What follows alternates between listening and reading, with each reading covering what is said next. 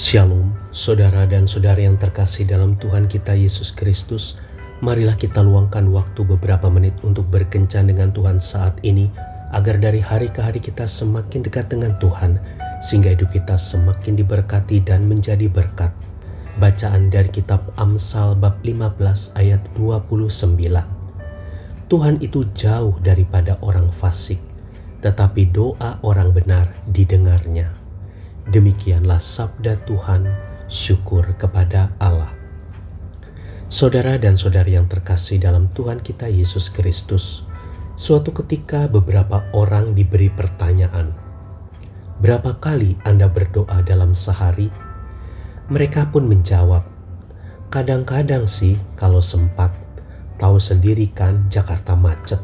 Berangkat ke kantor harus sepagi mungkin untuk menghindari kemacetan. Sementara pulang dari kantor sudah larut malam. Tugas kuliah dan sekolah banyak sekali, jadi tidak ada waktu lagi untuk berdoa. Capek, lelah, bete, campur aduk jadi satu. Tapi saya sempatkan berdoa sebentar sebelum tidur." Saudara dan saudari yang terkasih dalam Tuhan kita Yesus Kristus, banyak pengikut Yesus yang mengabaikan jam doa mereka dengan alasan capek atau sibuk.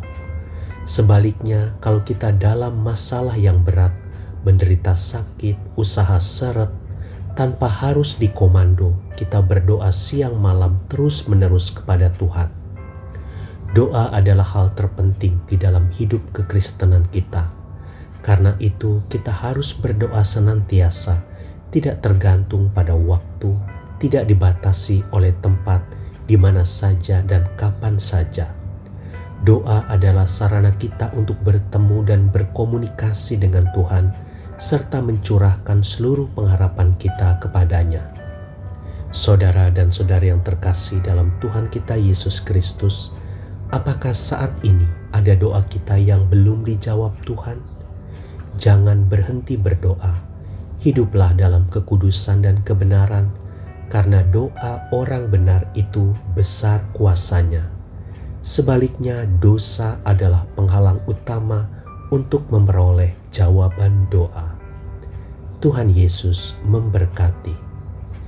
Marilah kita berdoa dalam nama Bapa dan Putra dan Roh Kudus. Amin. Tuhan Yesus, bukalah hatiku agar aku dapat menyediakan waktu untuk berbincang-bincang dan berkencan denganmu. Jangan biarkan hidup kerohanian dan hidup doaku menjadi kosong karena tersita oleh hal-hal duniawi dan kesibukanku. Ajarilah aku bahwa hidup doa adalah sesuatu hal yang penting untuk memberi makanan bagi rohku, agar ketika tiba saatnya aku kembali padamu, rohku didapatinya penuh gizi dan sehat. Amin. Dalam nama Bapa dan Putra dan Roh Kudus. Amin.